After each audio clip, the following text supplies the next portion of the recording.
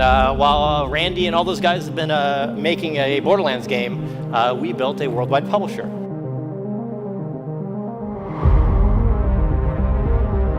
I have cards, and I'm a magician. I promise you, we're gonna finish big.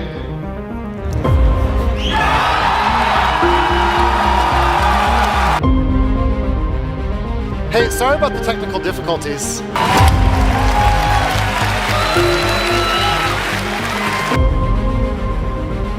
I'm really nervous because we have another video that I really want to make sure it's perfect.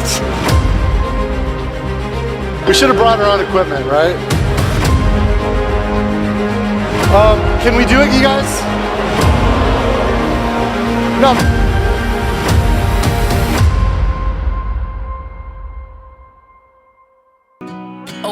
Her eyes shine like the diamonds on my wristwatch. Keep giving good love to me, baby, don't stop. Borderlands 3, a game that a lot of us have strong opinions about these days, but what if I told you that there was a time where everyone was excited?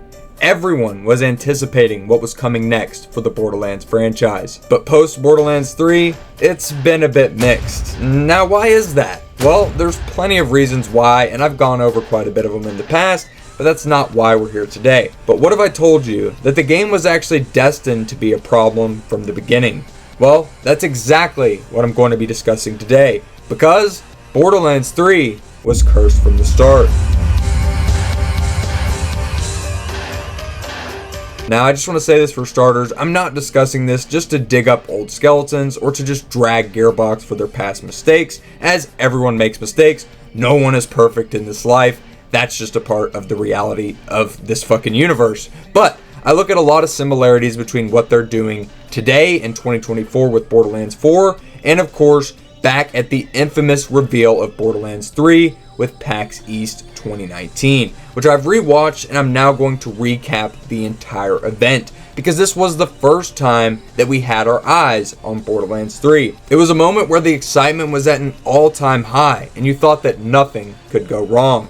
And then, just about everything you imagine went wrong. So, let's just take it from the top. They go ahead and play the Mask of Mayhem trailer to open us out, which was basically the equivalent to the CGI trailer that we just got for Borderlands 4, except this one actually showed us quite a lot about Borderlands 3, unlike the one we just got here in 2024 for the fourth game. Of course, instead of it playing properly though, it starts stuttering and looks like absolute garbage. Bit of a rough start, but no one really cares because we all know the teaser is just a taste of what's to come.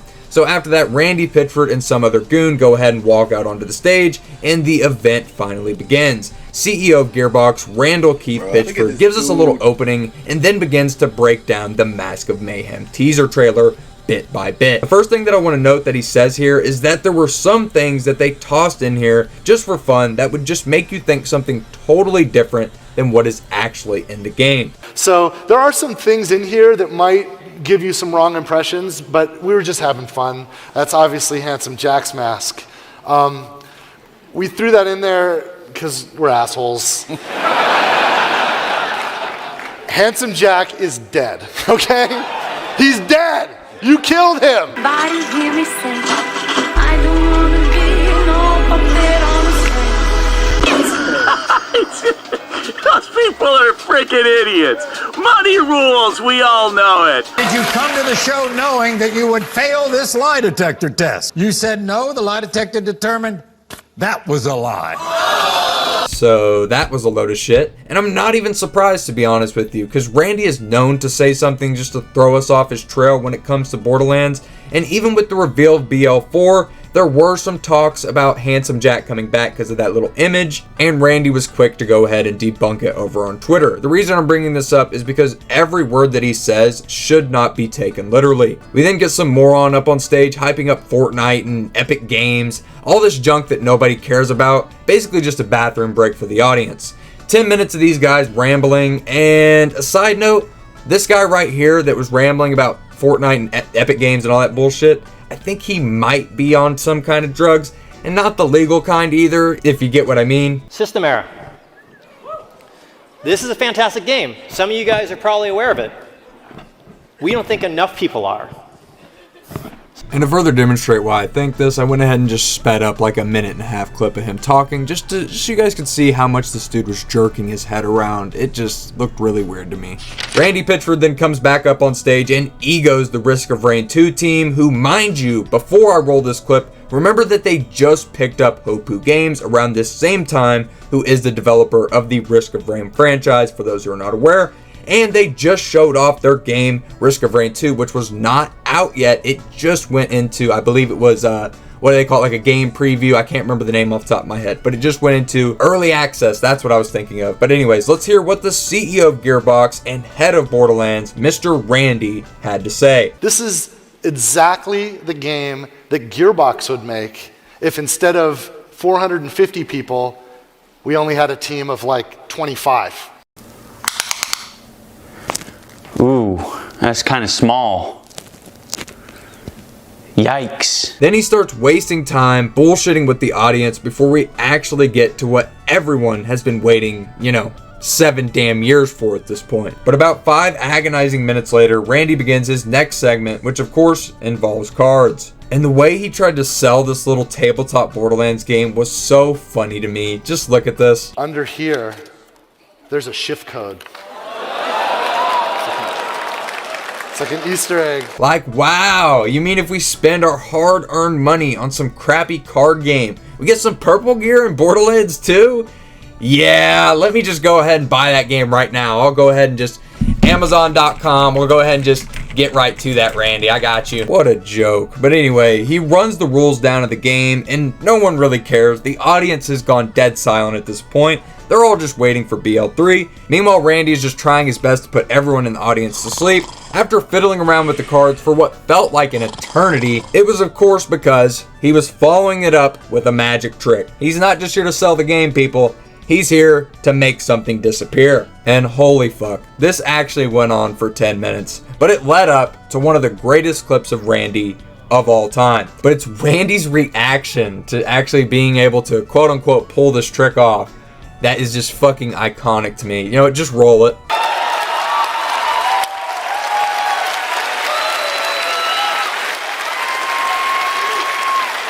A miracle, you guys! A miracle!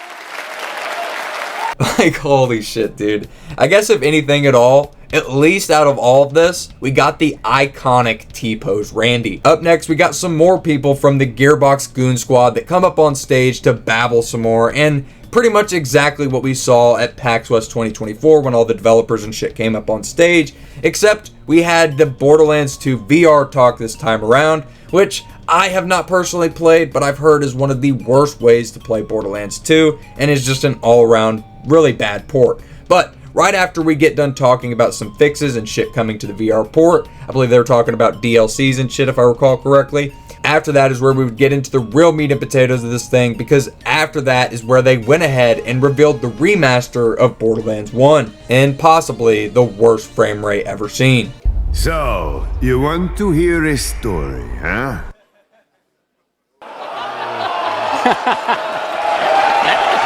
They even paused it and tried again. So, you want to hear a story, huh? Because they could not figure out what the hell was wrong. And at this point, I'm just sitting here watching this like, what the fuck is wrong with this? Is my data messing up? Is something wrong with the internet? I'm talking about back then, by the way, when this live stream was actually going on. But then they go ahead and roll a trailer of the Borderlands Handsome Collection, promoting the new UHD texture pack that was being added into the game that you could download at the time.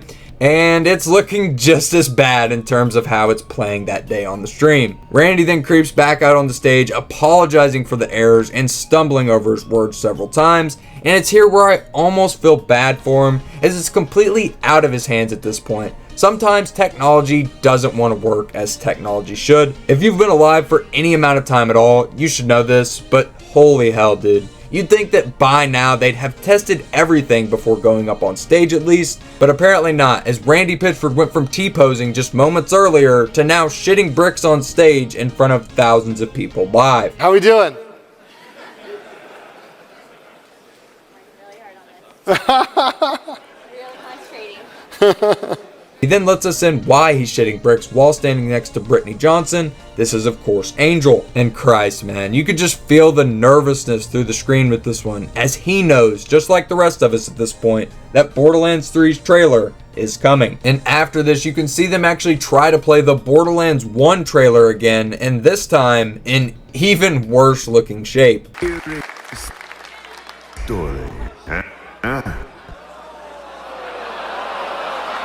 But one of my favorite parts in this whole thing comes right after, when some woman in the crowd shouts, "Do more magic!" But after that, we get Randy Pitchford coming back up on stage to tell us more about the remaster, and where he just kind of updates us on everything going on with it. And yeah, they could have done a lot more. And this is where we get into it, the Borderlands 3 reveal. And before I say anything else, just fucking ignore Randy's cringeball ass for a minute here and just listen to that crowd.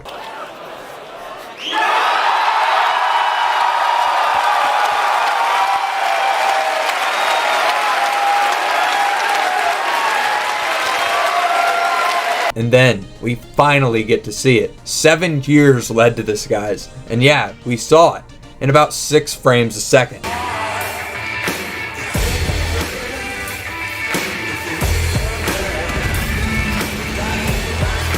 And it didn't even fucking matter, man, as we were so pumped for this game that we didn't even care that it looked like shit. You could still hear the crowd get excited for several different moments in the trailer, while it looked like absolute garbage. And the ovation at the end, like, just wow, man. Okay.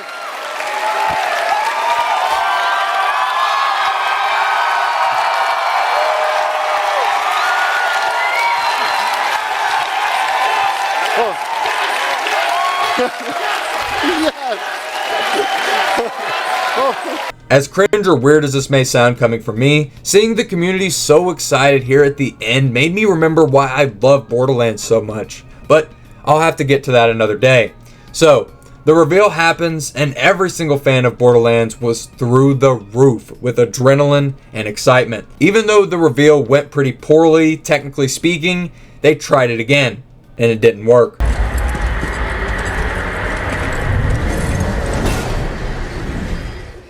To which you can hear someone in the crowd let out my favorite line of this entire PAX East panel. And after going 10 minutes over schedule, about 100 ums and ahs later, they finally get it to play without it stuttering, and they immediately get the hell off the stage because of how long they went on for. And that pretty much wraps up the reveal for Borderlands 3, and wow, what a fantastic shit show it was. The peaks and valleys were all over the place, and man, it was like a sweet and sour piece of fruit, and it was fucking fantastic to dig into here today. Obviously, we know that the game would go on to be very, very polarizing for the fans of the franchise, with some even hailing it the start of the hard decline. Kind of like myself, but anyways, there were others that found it very fun, and they enjoyed it after sticking it out through all of the patches and years of fixes. But for the most part, the damage had already been done by the time it was fixed. And even myself, when I returned later on after all the DLC had been released, it still just didn't really feel like Borderlands to me.